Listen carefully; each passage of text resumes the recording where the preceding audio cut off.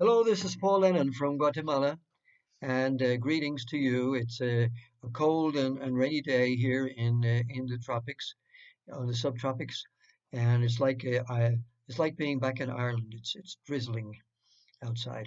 This is the 33rd episode of my life as a legionary, and now we're after the Legion, so it's post Legionary of Christ. My recovery in Washington D.C. And the last time we spoke about those beautiful flowers and plants, and you thought I was going a little bit, senile, perhaps by getting all worked up about these plants and flowers that were the path to my recovery.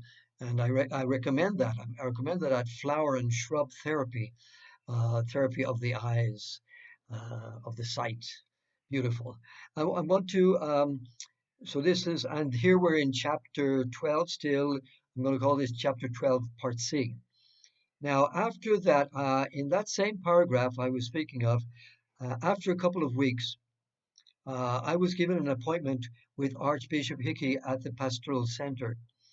Uh, my mistrust of superiors must have been hardwired at that stage, but Hickey was kind, plain, and simple. I now wanted to be honest with myself and others. I was tired of the Legion's lies and my own.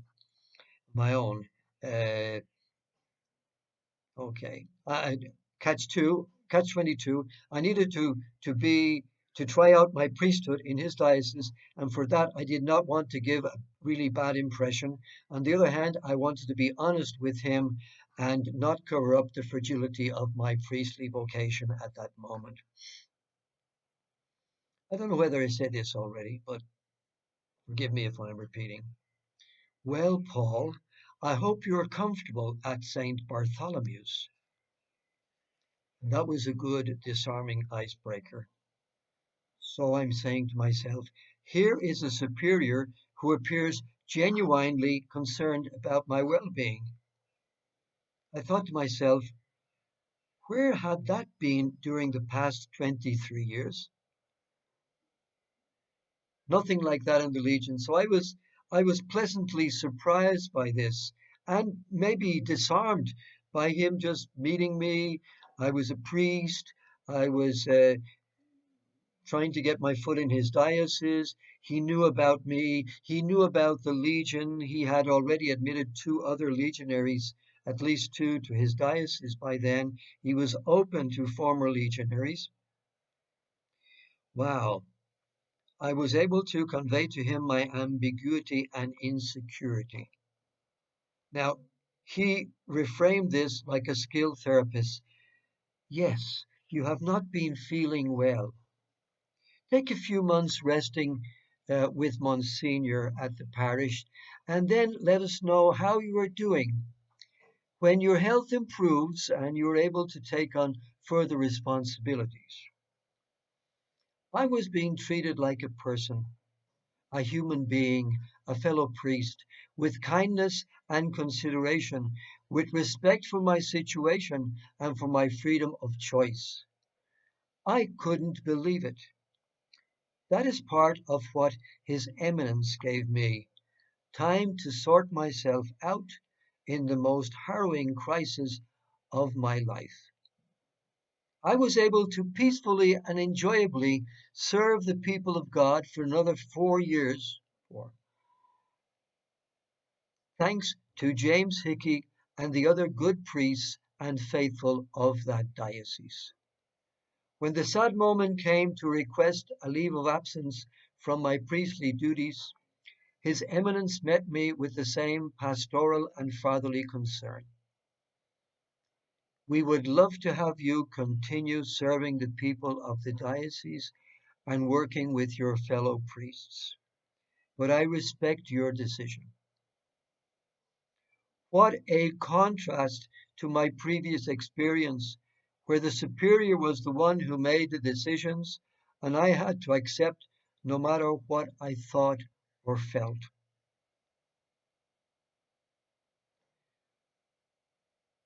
I want to stop there for the moment because there's something I may be omitting, and it is that During this period of 4 years, I had the company, as I said, of my three other musketeers and my work at the parish of St. Matthew's, as a matter of fact, which I later joined after my rest at St. Bartholomew's in Bethesda. I was transferred to the cathedral in Washington, D.C., St. Matthew's Catholic Cathedral, which is an unassuming kind of a church. And I was under the care of Monsignor James, oh, excuse me, uh, what was his name?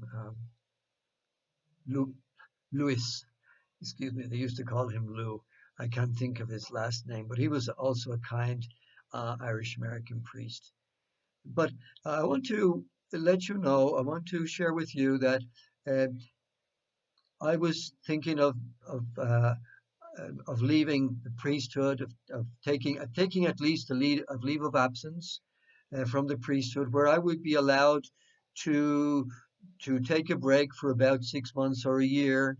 And during that time, I was allowed to continue living in a priestly residence for kind of like for priests who are in transition, which which suited me very much. I was continuing my studies at Catholic University in counseling.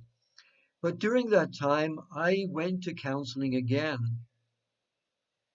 and I had to think about my priesthood, about my priestly vocation. So this was another big choice for me, another big moment, a lot of soul searching, and I felt that I needed some help.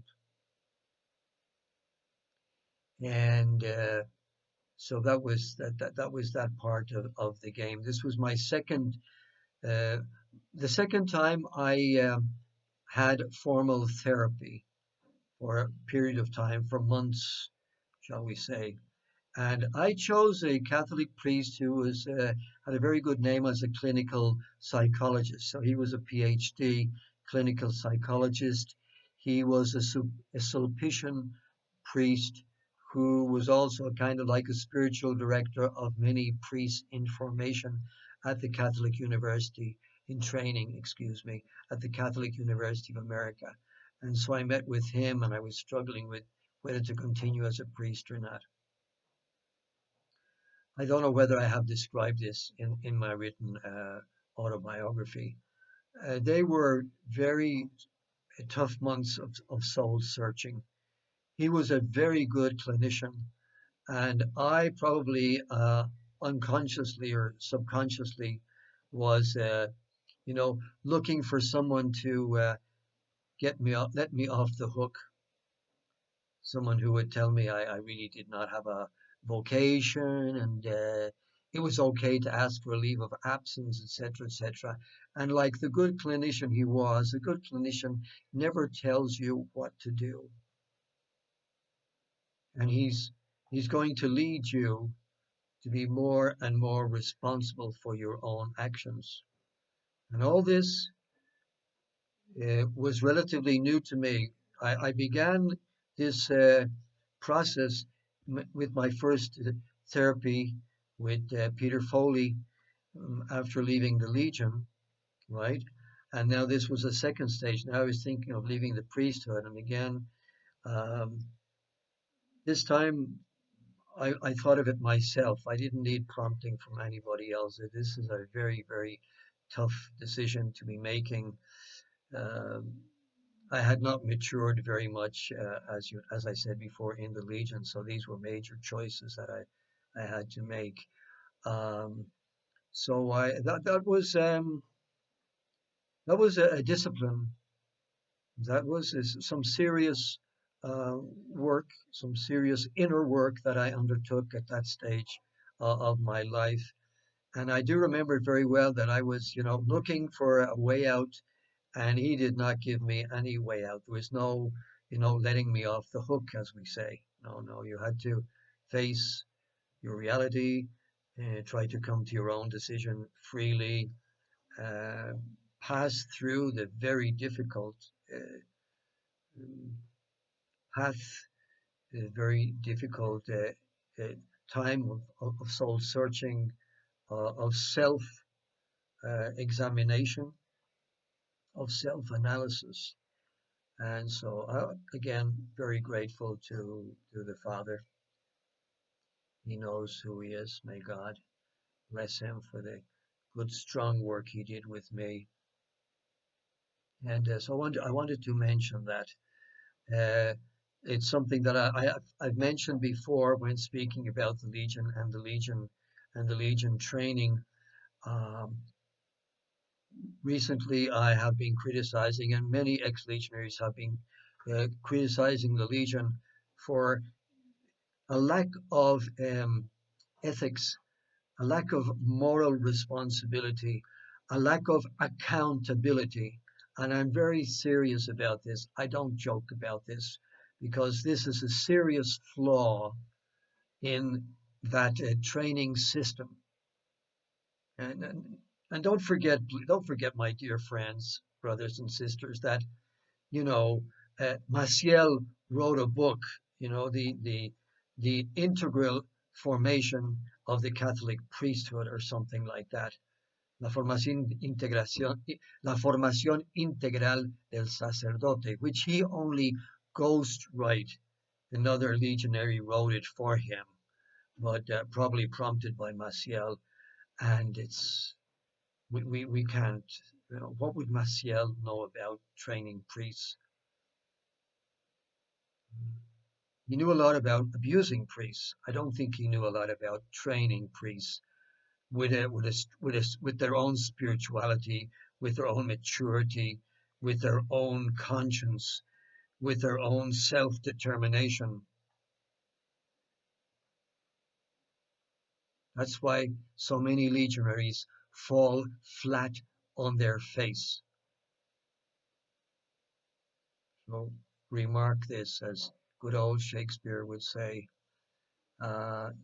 That's enough for today from me. But please continue to take care of yourselves. But mark my words. I'm not ranting and raving. This is a well thought through uh, consideration that I'm placing before people who are affected by the Legion of Christ and the Regnum Christi movement. It's the same thing. It just has a different dress, a different disguise. Please do not be taken in by appearances. There's a book I read by Susan Howatch many years ago. It's about Episcopal priests and the intrigues in the Episcopal Church. That's the area she specializes in, and they're very good. And the names of her novels are simply very illustrative. Glittering Images, for example. So do not be deceived by glittering images. Okay. Fare thee well, my good friends, and this is what I have for you today. Thank you very much for listening. God bless.